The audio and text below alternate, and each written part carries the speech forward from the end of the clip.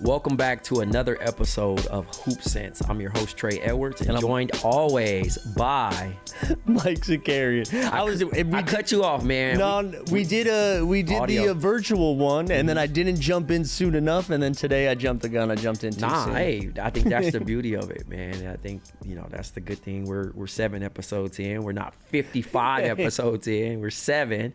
So we're continuing to work on our chemistry. You know what I mean? Just like the trades. That's just like the trades. There's gonna be a lot of chemistry building. That was a professional segue right there. Hey man, I'm just trying to make up. There you go. That's the point, man. Speaking of trades, a lot happened. This is probably one of our most active NBA trade deadlines. And how did you feel about that? I was trying to think of another trade deadline that was like this. I mean, we had so many all-stars switch spots. It wasn't even just like sometimes we build up a role player to be like, oh, this is going to be the guy that makes the biggest change. But we were like straight up superstars getting moved. I still haven't let the dust settle. Like I'm not even sure who wound up in a situation that is going to make like a meaningful difference, as we get closer to the playoffs. But I don't know, where did you land with this? I know we talked a little bit about the I know there was like a lot of names that kind of like went all over the place and kind of had people anxious and thinking like, well, what if we get this and put together these possible trade scenarios? But there was a lot of people trying to get under that second apron. Mm-hmm. That's what mainly was trying to go on. And there was 4 teams that didn't make any moves, and good for them if they were content with their team. But also the teams that did make the moves, they made small moves. They didn't shake up their teams too much. So we can jump in at a little bit about that. But the one trade that really stuck out to me was New Orleans trading Brandon Ingram. Mm-hmm. He hadn't played for them in a while, but he really loved New Orleans, and I don't think they could really come to an agreement, you know what I mean, as far as like the extensions and things of that nature and where the direction was going. And he ended up in Toronto, and that's interesting to play out because they're a young, talented team, but it looks like BI is going to be the face of that franchise. Yeah, I thought I knew New Orleans was probably going to make some moves to try to save some money, and it didn't seem like they were going to extend Brandon Ingram, and he was ready to get paid again. So I kind of assumed New Orleans was going to shed some contracts. Yeah. And Brandon Ingram is still like really nice. Like he's still a good player when he can stay healthy. I was kind of surprised Toronto was the landing spot. Yeah. Toronto seemed like they're ready with this like young core. Not that Ingram's old because he's still surprisingly young, but like a young core around like Scotty. They got Emmanuel Quickly and RJ. And you would think with that type of core, you're like, we need to get some shooting. And Ingram is, again, nice, but I wouldn't call Ingram like a shooter, right? And I mean, I look at this move similar to a Siakam to Indiana, right? Okay. Where in a scenario, you have young guys, you have good young guys, but like when you really think about it, you don't have an established guy, right? RJ is playing well. You got the Quickleys coming back, different ways of that way. But Scotty Barnes, it's too inconsistent. Yeah. You know what I mean? And I feel like Brandon Ingram's kind of going to add that permanence of like a potential, like a all-star, but also like a consistent expectation that they so much need. And I don't know if I don't want Toronto fans to get mad, but like Scotty is a really good player, but I don't know if he needs that like offensive responsibility as like a shot creator that he's had to do with his current roster. And having somebody like Ingram where you're in the fourth quarter in crunch time and you have somebody that can create their own shot, and that is what Ingram's like, a specialist at that, right? And so I think that will probably only elevate Scotty's game.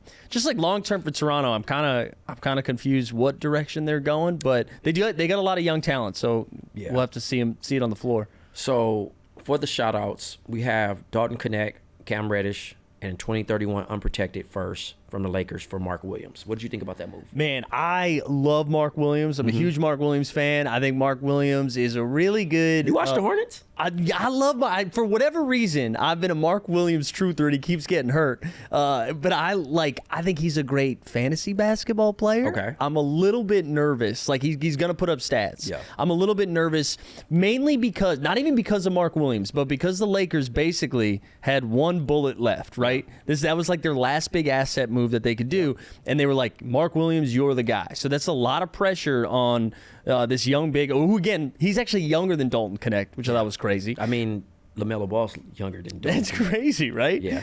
So I like, on paper, it makes a ton of sense. Luka plays really well with bigs like that, where they can just, pick and roll, run to the rim. Lob threats. Right, exactly. And I think he's going to need to grow a little bit more defensively, because that's why they needed the big, right? Yeah. Is to play defense. And I don't know if Mark has that in him yet. But again, I think it's more of a next 5 years move versus a win. I mean, it's still a win now move too, but he's young. He's going to be a part of their future, I guess. I don't know. Where'd you land on that? I mean, Charlotte was pretty active, and I thought that they won the trade deadline. They got a lot of, draft collateral back, and then also some guys. I think Dalton Connect's going to be good over there to pair up with Brandon Miller. And the rest of the young guys. So they're going to be solid. I think for the Lakers and Mark Williams, it's not too much of a gamble, but I do think that for them to succeed, effort has to be put in. For sure. And, LeBron basically got two guys that looked up to him. Yeah. You know what I mean? Like, it's on record, literally. Yeah. So I think, I've seen people saying the same game, including myself, the same game that Anthony Davis had 42 and 23 on, it was on Mark Williams. That's not how it is, but they play the same position. So it technically is on him. But there's also games where he's been incredible on offense, but it's more on the defense. They don't need him to be an offensive threat. They need him to eat with his hands. They need him to be effective and shot block. They need him to be one of those players to stay active and healthy. And health is a huge scare. He had a slight situation with his foot, and he never had surgery. So maybe that's ongoing. I don't know, but I wish him continued health. Yeah, good health and all that other stuff. I think one other thing that's interesting about it is Charlotte being this young team, just trying to get assets and young guys and build a team, right? But then they trade one of their young guys, and so that tells me that the Charlotte front office, the leadership there, were we're selling high on this guy. So I don't know. It'll be interesting to see. I love him though. I'm a big Mark Williams fan. I think he's bouncy, he's fun down there. So I'm hoping it's a good landing spot, but it's a big shot by the Lakers. I mean, it's a lot of moving pieces. Hey man, story of the season: tank for flag. Yes, for real. It is what it is. For real. He could stay in Carolina. Brandon Ingram, which we mentioned, for Bruce Brown, Kelly Olynyk, and a second rounder. Were you surprised that was the only move the Pelicans made? I thought. Yes. Yeah, I thought C.J. McCollum would be on the move. I didn't see too much of Zion Williamson being moved, but. For sure. I mean, I don't know what they're doing. Usually Griff's pretty decent with this stuff, but I don't know. But again, it's always harder to tell, and that's why we're not general managers. For sure. To say that this was a dumb trade or a good trade. But also, Trey Murphy is their bright spot of the year, and we keep nailing in on that. And if those guys get healthy, they actually put it together. And I think, they're showing that they're committed to moving forward and allowing the young guys to actually grow. I felt like B.I. was just like a shadow. You know what I mean? He is a former All-Star, also demands the ball a lot. And, when he's on the floor, you had to figure out who's the guy, Zion or him. And it was hard to play them both together because they're not spacing the floor. When you have two guys like that need the ball in their hands, it makes it a little tricky. And you know what? It's not even like I was wishing a CJ trade. CJ's just been playing so nice that I just kind of wanted him in, in playoff basketball. I wanted him in Dallas. It didn't happen. So, so be it. Moving right along, Chris Middleton and A.J. Johnson to the Wizards for Kyle Kuzma. And Jericho Sims to the Bucks and DeLon Wright to the New York Knicks. I really have been high on A.J. Johnson since, high school. But Chris Middleton didn't make a lot of sense to me going to Washington. Yeah. Washington, you either have to be 19 or 35 to be on that team right now, right? Because they picked up Middleton and Marcus Smart at the deadline. Honestly, I was kind of surprised the Bucks did it too. They must have just really been hey, Middleton, thank you for your service and everything you've done here. It's run its course. Yep. and we'll try to get a younger, maybe like Kyle Kuzma can turn back the clock to what he was doing as a role player when he was with the Lakers. But I mean, if you look again, it's probably unfair to judge him on his numbers this year with Washington because they, it's a young team that's trying to lose. Yep. But I mean, the numbers didn't look great this year, and so but I think Kuz will be fine. Like Yeah. I don't trust his professionalism. I think that playing next to Giannis and Dame helps. A little bit motivation. Yeah. And I definitely think that he wants to not only win but also get another big contract. So it's on him to succeed in this moment. But yeah, Washington Wizards made like some statement that Chris Middleton would be like a mentor. He would serve as a mentor, and I just kind of like. Yo, just buy that man out and free him. Yeah, I mean that would have been fine if he had wanted to be a professional mentor, but he's a hooper. He wants to play basketball. He's not. That's not why he's getting paid. That's tough. I felt bad for Marcus Smart too, who just hasn't been able to stay healthy. Marcus Smart is 30. I feel like Marcus Smart has been in the league for 15 years. I know. Only 30. Jericho Sims is a good pickup for them, so I think Kuz and Sims will be ready to play guys. And then DeLon Wright, I've been knowing DeLon since he was a little kid. I welcomed him to New York last night, sent him a good text. Oh, nice. But yeah, man, I don't know how he cracks that rotation with New York, but he is definitely a Tibbs guy as far as defense, active in the passing lanes, and when he's aggressive, that's the thing. I think that's his biggest knock is being aggressive, and yeah, maybe that's a different thing, and that's not even expected here because like they shoot the ball really well, so I think he can come in as a bigger guard. Yeah, and I think he's like a reliable guy too. So I think Tibbs, if somebody's out, and he can like step in and fill in, and he defends his ass off, right? Yeah. So I think for that, I mean, it's hard to crack a Tibbs rotation anyways because that's 6 guys. Yeah, that's for sure. Lonzo Ball got the extension. Were you surprised with that? I was surprised. Again, we were gonna give Chicago some conversation a little bit later. I don't really know what they're doing, but I'm happy for Lonzo though. I like Lonzo. The fact that he's just playing basketball 10 a year. again. What we say that again? 10 a year. 10 a year, yeah. And he's looked nice when he's been out there. I know they've been limiting his minutes a little bit, but I mean, you like rewind to what was going on a year or two ago, and him and Stephen A. Smith are going back and forth with videos. Like, I'm just happy he's playing basketball and seems healthy, and I hope that continues. So yeah, he's the first actual active player to have like an implant in his knee. That's crazy. That for that to be a success story, maybe he kicks off that for other players that may have a similar injury, but. Like you said, I really wanted him in Orlando bad. Yes. You know what I mean? I thought that was the move to make. Or for Kobe White. Like, we really wanted some of the Bulls guards, and, like, that didn't happen. But, yeah, only time will tell with that. You know what I mean? But always a fan of somebody getting paid. So, shouts to Lonzo Ball in that aspect. The biggest trade outside of the Luka trade, Jimmy Butler finally is out of Miami. He's headed to the Bay and Golden State Warriors. Andrew Wiggins and PJ Tucker to Miami. Well, PJ is actually going to Toronto. Right. But Toronto is not keeping PJ. Wiggins and Kyle Anderson are going to Miami. And then Dennis Schroeder will be headed to Detroit, but he's also being waived. Is he being waived too? I know he went to Utah. I think he's being waived. Okay. So, yeah, it got a little confusing on that, but I totally get it. What do you think about Jimmy Butler being in that locker room?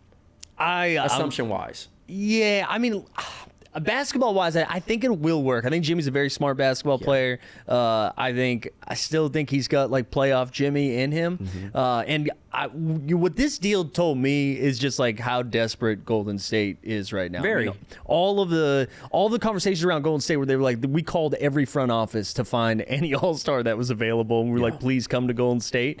But I mean, you look at that Warriors roster, like they needed to shake up something. And I think if you're just looking at regular season Jimmy versus Andrew Wiggins, I feel like they bring a lot of similar stuff to the table. But I think the ceiling of Jimmy Butler in the playoffs is a lot higher than what we've been getting from Wiggins recently. Yeah. I mean, I don't want to like disparage Wiggins because what he did in the finals was so impressive, but yeah, and I mean, Miami's the fact that they got anything back for Jimmy, how that was all going down, I'm sure they're just kind of happy. Miami, like, he did great in the trade. Shouts to Pat Riley. Pat Riley beat the washed allegations. Yeah, like for real. Did. Like thinking about it, Jimmy Butler is going to compete.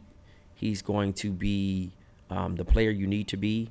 I just think that the real challenge is the West is very tough. Yeah.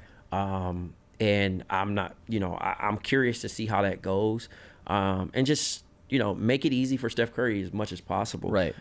Jimmy put out a statement saying, get Steph the ball and get out the way. Yeah. And that sounds good till it's not, you know what I mean? But right now, I think he understands that, and I think he will do that in the early on stages of this. Well, I was watching some of that Lakers-Warriors game last night, and it was just so clear they need another offensive creator. Yeah. I mean, Steph was getting swarmed the whole time, and then you're relying on Pajemski or Moses Moody, who, again, did some real good stuff last night, but you're relying on them a little bit more than you probably want to be.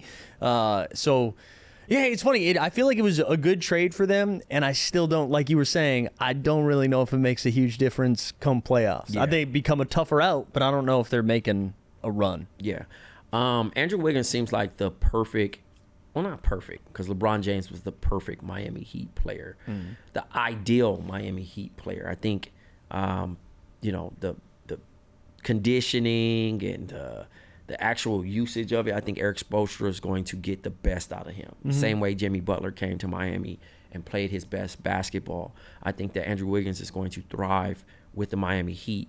But then also you add in Kyle Anderson, who may play or may not play. I'm hoping that my guy Slow-Mo gets in. And then Davion Mitchell, who's another defender. So, they got a player who wasn't playing for about a month and 3 guys that are ready to play. It's more body. So it's going to be interesting, those Miami matchups, those New York matchups, those Cleveland matchups, the things to think about going deeper into March and April. Yeah, well, and you think, too, the way, like you were saying about how Wiggins is going to fit in, Jimmy kind of requires the ball a little bit when he's out there, and Wiggins does not.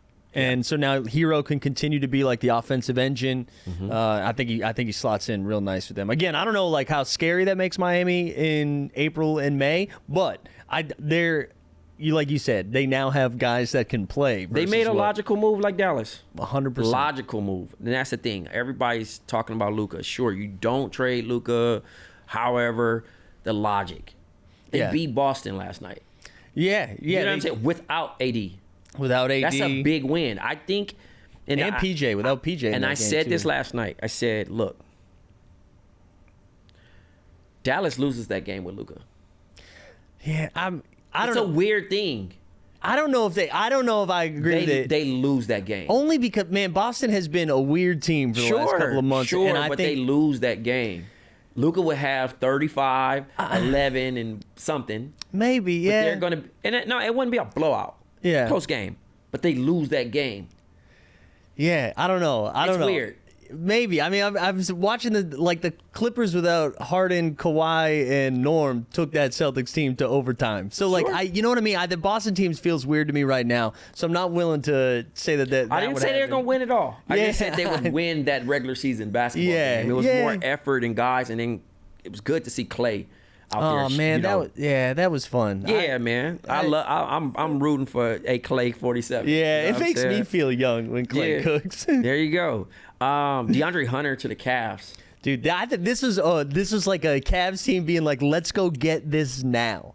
When's the last time you've seen a team that is the best in the league or top 2 make a move like that at the deadline? I feel like normally those teams, maybe add a little piece here or there. That's a pretty big move for them. They move out 2 rotation guys, right? Yeah. In Yang and Karis LeVert, and get back Hunter. What was your reaction to that? I mean, I just thought that they just got back on the horse of like I said, that we had this conversation about them having multiple 6 man of the year candidates. You know what I mean?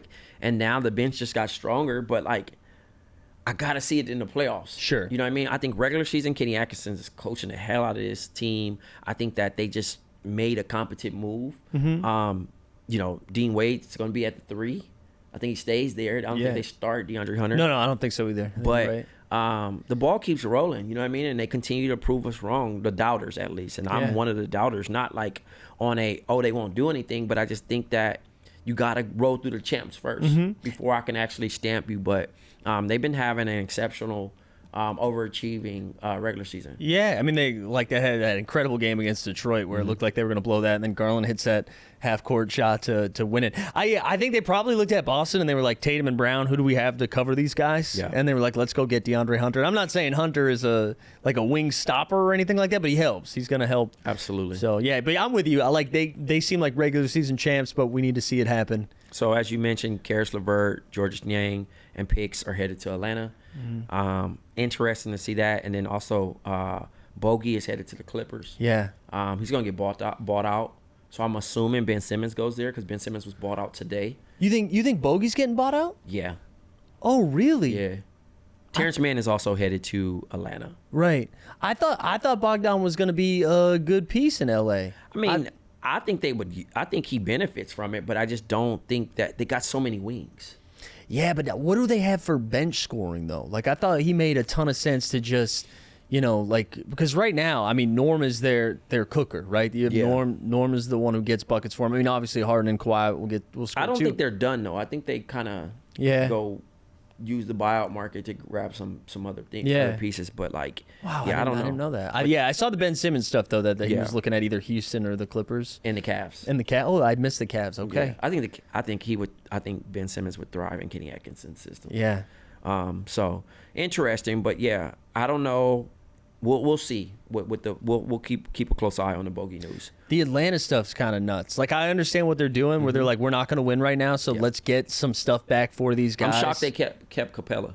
Me too. I couldn't believe that either. Yeah. But it is like, just if people don't know, the Spurs have Atlanta's first round pick this year. Yes. And they must have been watching these moves happen and being like, we're gonna add a segment to this show called "Who Has the Pick?" Yeah, and it's either San Antonio or OKC every time. Yeah, it's one of those things. Another shout out: Chet Holmgren is back. He is. Yeah, that's probably one of the biggest NBA trade deadline. Breaking news that we had, because you adding him to a 40-win team. He's about to just play and take this team to another level. And him and Hartenstein have yet to play together. Yeah, the rich get richer. 40-9. The rich get richer, man. Let's transition to team of the week. We spent a lot of time on the shallows, but I love that. That means there was a lot of things to talk about. Portland Trailblazers. We've been talking about them. We talked about them in the last episode. The streak continues. One of the hottest teams of 2025. 9-1 in their last 10, longest win streak in the league at 5 in a row. Yeah. And I think that was before last night's win. I think that they might have even had another one. And they were like, what I think is cool, we've talked about this before, they are playing defense, man. Yeah. And that's like not what I expected from this young team. And like heading to the trade dedeline, you would be like, oh, well, they're for sure moving Robert Williams or Jeremy Grant. I definitely thought some of those dudes were going to be able to be moved, but... And shout out Chauncey Billups. Listen, man, I thought for sure this was going to be his last season probably coaching the Trailblazers. Right. And now you look at it, I think they're like 2.5 or 3 games out the play-in right now. Yeah. Just crazy. Good for you, Chaunce, figuring it out, man. Like I said, I actually sent our last episode to one of the assistant coaches, Pooh Jeter. Oh, nice. He was like, yo, I love to talk, how y'all talk positive about Scoot and things of that nature. So, they're moving in the right direction, and I'm a big fan of it. If Kenny wasn't coaching his ass off, Chauncey Billups would be in the conversation for Coach of the Year as far as turning this thing around. And it's not like these last games have been against the Hornets and the Wizards. I mean, they took 2 from the Suns. They're in tough West. Yeah, they beat the Kings last night. Like, they look really, really good. Yeah. Competing. The Denver Nuggets, winners of 4 in a row, maybe 5 by the time we record. Yeah, and it was. Yeah. So your Magic. Yeah. Beat on my Magic, man.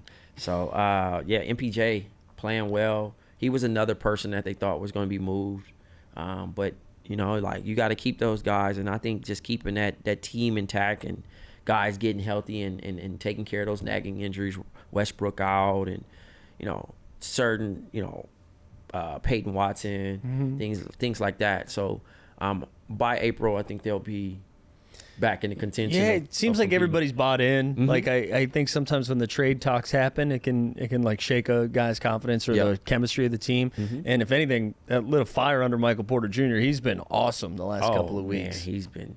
I mean, that's all. That's what separates them from a lot of teams. When he's making shots, when Jamal Murray's healthy and playing like how he's playing, they're hard to beat. They are. They're hard to beat, straight up. Moving right on to next man up, Nas Reed. Julius Randle went down, and he had to step up. And this is not the first time that we've seen Nas Reed stepped up. He stepped up in the playoffs last season. So right now he's averaging 18 and 5 in his last 10, and the Wolves are pushing their way in the top 6 in the West. Yeah. I think they jumped into the top 6 last night, maybe, with that win over Houston. And yeah, man, Nas Reed's fun. I think he's probably like the most beloved player of a team. Like the Minnesota Timberwolves fans love that dude. I mean, random grannies have Nas Reed tattooed on them. Like, that's right. I wish Vice was still around as far as doing the documentation, and they just go to Minnesota and just talk about Nas Reed tattoos in the whole thing. You know, it's a whole community with Nas Reed. It's the best. And I think too, like I don't know if you haven't seen the clip of Anthony Edwards talking about Dylan Brooks last night after, it was just like incredible. So go watch it if you haven't. But just talking about like, he's just going to be the best interview right now, Ant-Man. And he was explaining like the difference between like competition and extracurricular activities. And I thought he did I've never heard anyone talk about Dylan in that way. And I thought it was I was like, oh, all right. I respect what Anthony Edwards is doing. Speaking of Anthony Edwards, I'm so glad that he's playing better. Yeah. You know, he had that rough stint where, you know, he's trying to do a lot, trying to take a lot of threes and went away from the game that he actually had. And then 41 last night. And he's the reason they won that game. Of course. He willed them to a win. And like, I think those are the things that are important, and that's the essence of it. I love analytics, but I love a win better. Yeah. You know what I mean? 100%. So if you got to go 11 for 27 or whatever it is, go for it. Do what you need to do to secure the win, because the winning is the only thing that matters. 100%. So yeah, shout outs to them. And then Justin Edwards, he's averaging 10 points, 3.8 boards, 2.6 assists in the last 5. And he's been great for the Philadelphia 76ers. Yeah, I mean, they just needed any sort of like stability from some of their role players, and he's fit in real nice. It's also crazy, like the Sixers have basically been playing 500 basketball the last couple of months, and because of how slow they started, it feels like they're on like a 20-game winning streak because of that. But it's good to see Edwards playing nice. And yeah, well, I mean, Philly's like creeping up in the standings a little bit now. Embiid's playing games again. I think they actually have all 3 of their guys for tonight's game. I think Paul George is going to play too, so we'll see. I mean, I don't want to buy too much into Philly yet, but it's good to see their guys on the court. It's a long season, Like, I think that's the hard thing that people digest, and they overreact. Those first 10, those first 20, the first 40. You know what I mean? Like, you could have a bad injury. You could figure it out. You could make a trade. Paul George was in a lot of conversations about being traded, and I'm kind of glad that he's, kind of got to stick it out. Embiid's back. Like they were missing that. And like you mentioned, like they're winning ball games, so they're able to,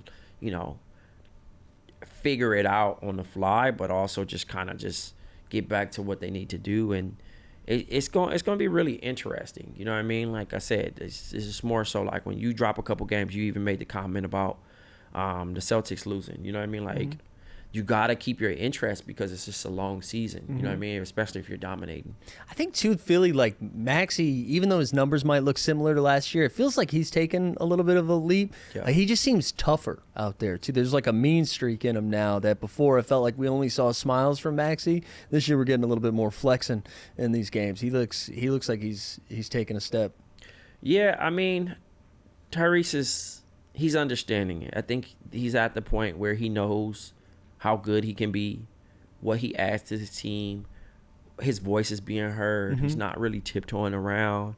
And I'm pretty sure that's one thing to kind of consider when you acquire a talent like Paul George, because you don't know if you're the second or third guy. Right. And he's just stepped in and like he's one of the all-star snubs to me, but also he made a comment like he's not, he respects the guys that are chosen, and it's just more time to kind of get everything fixed and ready. You know what I'm saying? So like to a point of like whether guys are hurt, they can kind of nurse themselves back to getting back into healthy. Yeah. And then also some people are just taking a break because it looks like the NBA is on that summer break thing where it's kind of like they're looming. A lot of people are checking out because All-Star Week is next week.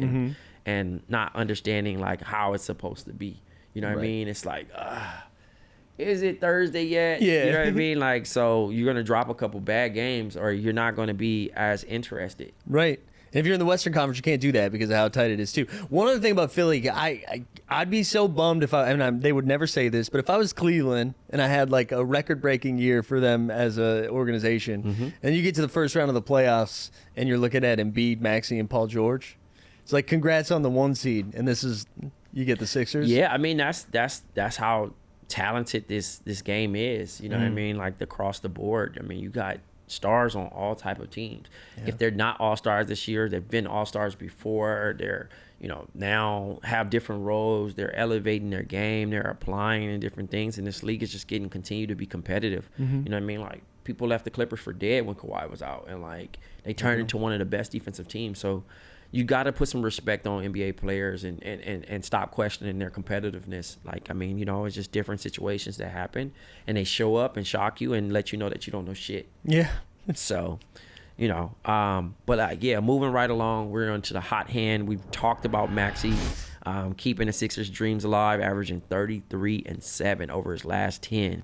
Doesn't matter who's on the court, that guy's hooping. So, not too much to elaborate on that because we spent some time. Now, we're both 40. Yeah. Tell us about this league you've joined. All right. So, I joined when I was like 38. Somebody was saying, hey, when are you going to hoop again? And I was like, well, I'll join a 40 and over league. So I turned 40 and I stuck to my word. I joined the league. And I asked you this before we started.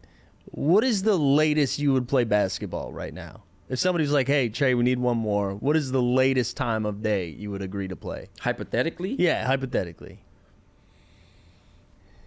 8:30. 8:30. This game started at 9:15. This is a 40 and over league. Okay. It's cruel and unusual punishment. What are we doing? 9:15? I'm also old now, so I can't. It's not like I can just go to bed. Yeah. You know what I mean? Like the endorphins are cooking. I'm thinking about how I went 2 for 18 from the field or something. We didn't have any subs. 40 whole minutes. How do you mentally prepare for a 9:30 game at 40? Dude, I have coffee at like 4 p.m. That's how I mentally prepare for it. I get some caffeine in me. And then to add insult to injury, I get home last night at about 11:15, and I was like, let me catch the end of this Lakers-Warriors game. And I see another 40-year-old putting up 40 points. Hey, man, if everybody could do it, they would do it. It's only 2 guys that have scored 40 points at 40. Oh, LeBron James and Michael Jordan. Man, LeBron...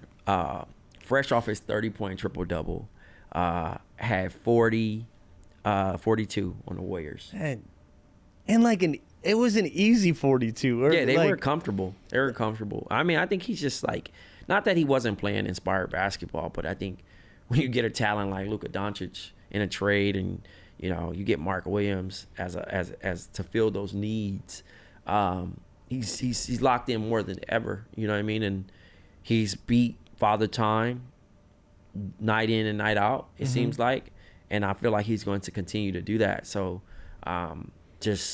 he understands the chase for 5 isn't easy, but he actually has a realistic viewpoint than just kind of giving the media a quote and saying, the main goal is championship and everybody goes and leaves the locker room and laughs. Yeah. Like, this one's more, they potentially can compete. You know what I'm saying? And that's one thing that you got to take your hat off and shout to Rob Pelinka. He did an amazing job of giving him A+ on the effort of just acquiring guys and moving certain guys out. Like, I thought Austin Reeves and Rui Hachimura were going to be on the move. I did too. Yeah, I was so impressed with them. I mean, especially the last couple of weeks. And I wasn't giving the Lakers the credit that their record was telling you. And I was like, man, it's a lot of schedule stuff. Yeah. But I mean, we're now, we're past the halfway point of the season. We're approaching the All-Star break, and they are a top 5 team right now in the Western Conference, which is like a loaded conference. And you got to take them seriously. They're adding Luka. I don't know if you put them in a series against OKC. I'm not thrilled about that for their chances. But you have LeBron and Luka. Anything can happen in a short series like that. Yeah, I think LeBron and Luka just changes the whole outcome of it. Now you gotta just say who wants it more.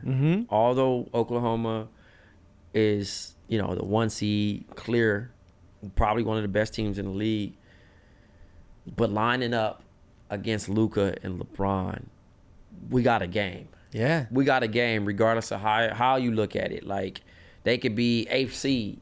We got a game. Yeah. You know what I mean? And it's graybeard LeBron. There's something about it. I don't know. I am a Celtics guy, but he using a little he using a little dye, but you know what I mean? But yeah, shouts to him, man. He's continued to surprise us and be one of the game's best.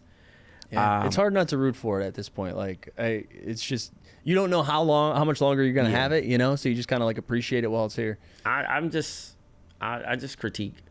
You know what I mean? Whether you want to call me a LeBron hater or not, I think it's like super impressive that what he's doing and like at this level and just staying engaged and just, like that the mental battle is more tougher than the physical battle. So 1,000,000%. I just think that, it's remarkable. Yeah. You know what I mean? It just depends on what type of debate you're having as far as the greatest of all time. Yeah.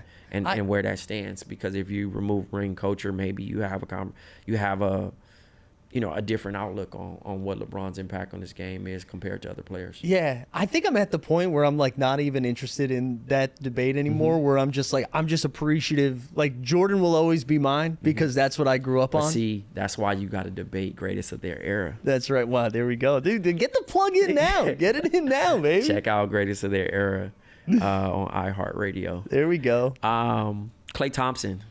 We mentioned Klay, you know what I mean? Klay, anytime, Klay's the most likable guy in the league, you know what I mean? So when he's having a good game, everybody's happy. It's not like it's some shock or you want to see him do bad, you know what I mean? Like, I'm still getting used to him being in another uniform outside of Golden State.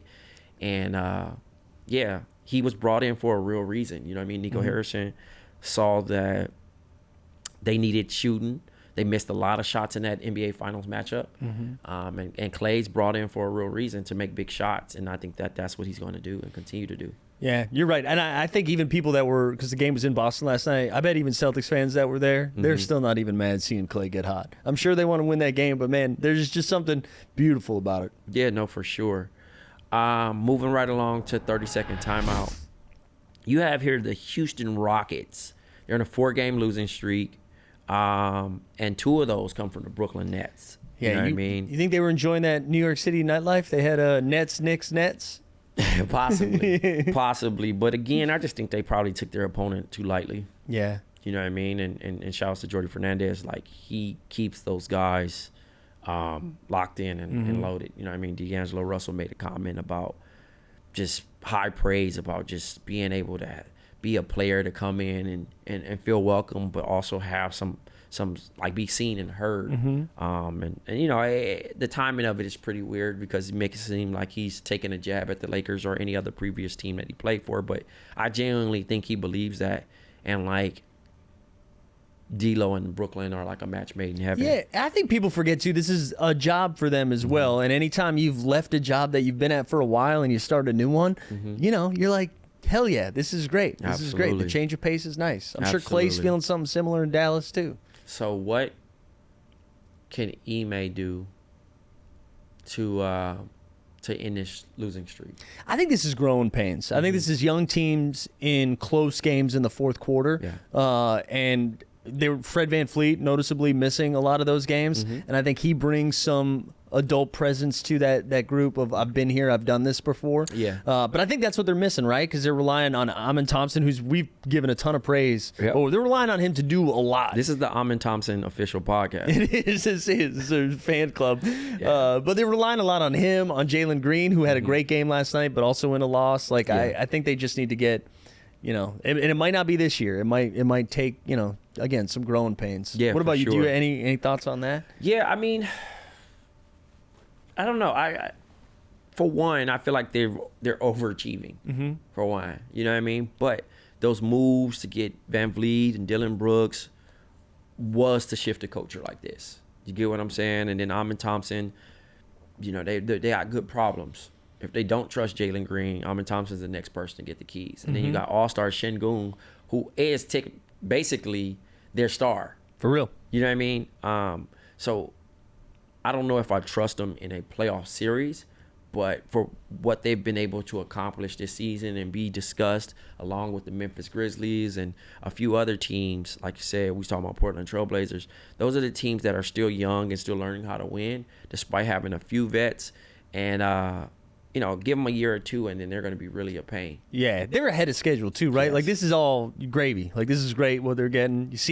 Get yourself some playoff experience, and then come back next year with a better feel for it. Yep, for sure. Enjoy it. We also had Chicago Bulls on this list. Yeah, man. I don't know what Chicago's doing. I mean, they traded Zach LaVine. Zach LaVine actually wanted to stay. They kept Vucevic. They kept Kobe White. I don't really know what this team's doing. I mean, they got a chance to keep their pick, so shout outs to them. I know they got, but like they were probably going to keep that pick anyways because it was, so it feels, they seem like a group of friends trying to figure out what to get for dinner and like no one can decide. And then you just go to the same place that you always go to. That's what that trade deadline felt like. Where I know people were calling about Vooch, right? Like people definitely wanted him. Yeah, I thought the Warriors were going to end up with him, to be honest. And then, like I said, we mentioned Kobe White potentially being with the Orlando Magic. So for them to keep it, I mean, I don't have any high expectations. I think the things to fix is just kind of like continue to get the reps for the young guys to, become true rotational guys. You know what I mean? Like a lot of stock is bought in Pat Williams. Mm-hmm. You know what I mean? And all that other stuff. But I guess the positive thing that we can kind of shift on is Lonzo Ball. Yeah. Yeah, like they have really good pieces, right? Mm-hmm. Like I do like Lonzo. I thought Giddey has kind of figured his role out with this team. I thought he was going to be on the move as well. Yeah, I thought he was going to head to San Antonio. Yeah, I saw those rumors about that, right? Yeah. In Io has been nice for them too. It's just they seem like they got one center and like 6 guards, mm-hmm. and I don't know what they're doing long term, but yeah, you're right. If we're focusing on the positive, Lonzo's back. That looks good. So, NBA buyouts. That's my second favorite time of the season. Yeah. Where guys just, all right, I'm not staying here. All right, it's not going to work. And then they join a team, and then they become the guy that helps them get over the hump. Who is that buyout candidate for these teams? I mean, if you think Ben Simmons is like, if you think he can show up and contribute for real, because I don't know if we've got a good sense for what he can do in Brooklyn. Mm-hmm. I think he's very intriguing just because of the way he can still defend and the size that it brings. Other than that, I don't know. I'm kind of interested in Malcolm Brogdon, but it sounds like he might not be on the move either. Like I don't know what Washington's doing with their older guys. I don't know who's sticking out for you right now. So I'm gonna just call out a couple names. Atlanta, potentially Larry Nance. Mm-hmm. Ben Simmons and Bojan Bogdanovic. Seth Curry and Taj Gibson. I can see Taj Gibson coming back to New York. Yeah, Seth Curry's a good shout too. Johnny Davis. They're going to keep Memphis decided to keep Marvin Bagley, so he'll be staying. Bruce Brown and Kelly Olynyk. Bruce Brown, that's probably... Bruce Brown would be good for a lot of teams. Yeah. I hope he doesn't end up... what about Daniel Tice? Yeah. Maybe. I don't know. I like he went to a team that I felt like I was like, oh, interesting. OKC wanted Daniel Tice, and then they were like, no, we don't. Yeah. Yeah, I guess if you need like a backup big, give you like 7 to 10 minutes or something like that. Sure. I don't know if Orlando's going to do this, but Gary Harris and Corey Joe. Okay. Potential. They can end up somewhere. San Antonio, Patrick Baldwin Jr. Is he landed in San Antonio? He's in San Antonio via trade. Okay. Yeah, I mean, I honestly haven't seen enough of Patrick Baldwin. Like, I know he spent some time in Washington, right, but didn't really crack the rotation too much. So, I don't know. Kelly Olynyk, too, like, he's another one, I feel like, probably in that Daniel Tice area, mm-hmm. where it could kind of help a team, maybe. Yeah. PJ Tucker's out in Toronto. It looks like maybe Chris Boucher and Gary Temple may be out. Yeah, Chris Boucher. I feel like I know Denver was trying to sniff around and grab Chris Boucher. I think he, because he can still shoot the ball, good length. Yeah, your Celtics picked up Torrey Craig. I like that. I thought that was a nice move there. I think they watched 15 minutes of his defensive highlights, and it's like, all right, yo, we could use this. Yeah. So I think that's super helpful. And someone who's done it in the playoffs before. Yeah. It says here Washington has Malcolm Brogdon and Chris Middleton, but Washington came out and said they're keeping both. I can't believe it. I don't understand what they're holding on to them. But another term that's came out is the NBA draft is the new free agency. Okay. So we'll see guys probably moving again in that case. So, you know, that's going to be interesting. But you know what time it is. It is. We got to reveal? It is time for Trey's Magic Minute. And I'm not pleased with my Magic right now. I'm not. I mean, we had a good game, good win the other night. And then, you know, we got to the point where we lost really bad. But we lost to a good Denver Nuggets team. I'm just trying to figure out what's the next move, you know what I mean, for them to move in the right direction. I feel like now it's starting to slip. And all the momentum that they had, you know, they looked like they moved the ball a little bit more when, you know, Paolo and Franz were out. It looked like a lot of other guys were being able to play their game, and that's not the case at this moment. And, you know, you're going to have some losing streaks throughout seasons, but you got to respond. And I'm very curious and challenging my Magic to figure it out. Well, you know, like, they start off the year okay. Paolo goes down. They keep getting W's. Then Franz goes down. They keep getting W's. But then Suggs goes down, and the W's stop.